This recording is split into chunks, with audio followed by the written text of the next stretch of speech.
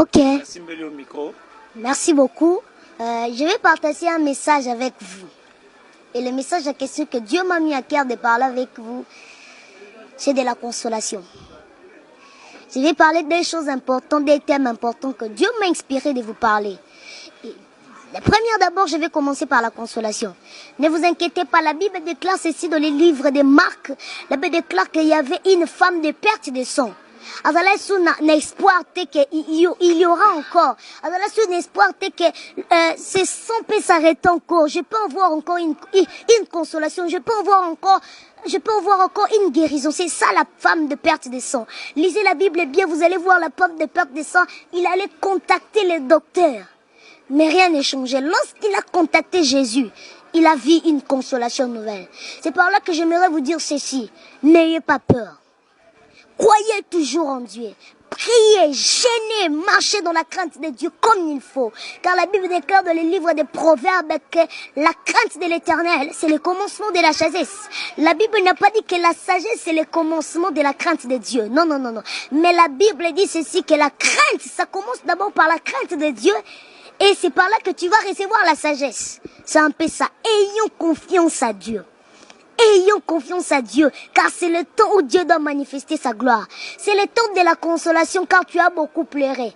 Assez de pleurer, car c'est le temps où Dieu doit te visiter. La femme de perte de sang, plus d'espoir. Mais ce jour-là, il avait reçu sa guérison. Nous allons lire aussi le livre de Jean chapitre 2. La Bible déclare ceci, les vases étaient négligés. Les 6 vases. Pourquoi je suis en train de dire que les 6 vases en question nous représentent? Je rentre dans le livre de Genèse. La Bible déclare ceci, le 6e jour, Dieu créa l'homme. Les 6 vases étaient dehors. Il ne croyait plus qu'il y aura des espoirs que je peux entrer encore dans la fête. Mais Dieu, Jésus a fait de manière qu'il utilise seulement les 6 vases qui étaient dehors. Prenons l'exemple de Mephibosheth. Mephibosheth, plus d'espoir, boité. Il ne pouvait plus croire que je veux manger dans la table du roi. Mais la Bible déclare à un moment donné, Dieu a rappelé à David qu'il y a un Mephibosheth que tu dois manger avec lui.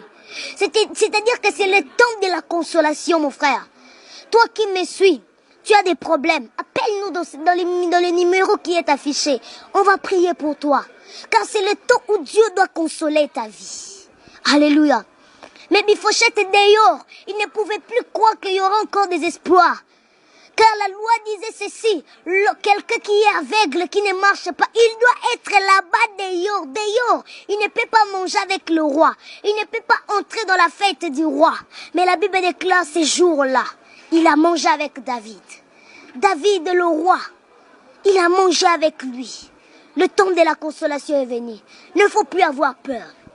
Et le deuxième thème que j'aimerais parler avec vous, c'est la prière. C'est ça. Lorsque tu es dans la consolation, il faut avoir 2 choses importantes. La vie de prière. 1 Thessaloniciens chapitre 5 verset 17. La Bible déclare ceci, prier sans cesse. C'est ça. Et la Bible nous présente encore quelque chose que nous pouvons marcher avec eux, c'est la foi. La foi est une ferme assurance de choses qu'on espère, mais une démonstration d'une chose qu'on ne voit même pas. La foi est un petit mot, mais ça peut faire sortir beaucoup de choses. Lorsque tu es dans la consolation, 2 choses importantes, la vie des prières et la foi. C'est ça, les 2 choses importantes. C'est ça, les 2 choses importantes. Dès Samuel 24-25 nous dit ceci. Pour être aussi dans la consolation, pour marcher très bien dans la consolation, il faut avoir la vie des sacrifices.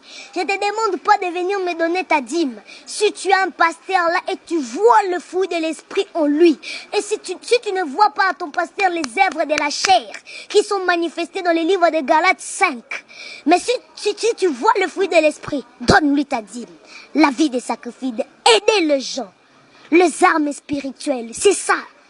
Lorsque tu es dans la consolation, lorsque tu marches avec Dieu, 4 choses importantes. La vie des prières, la foi et la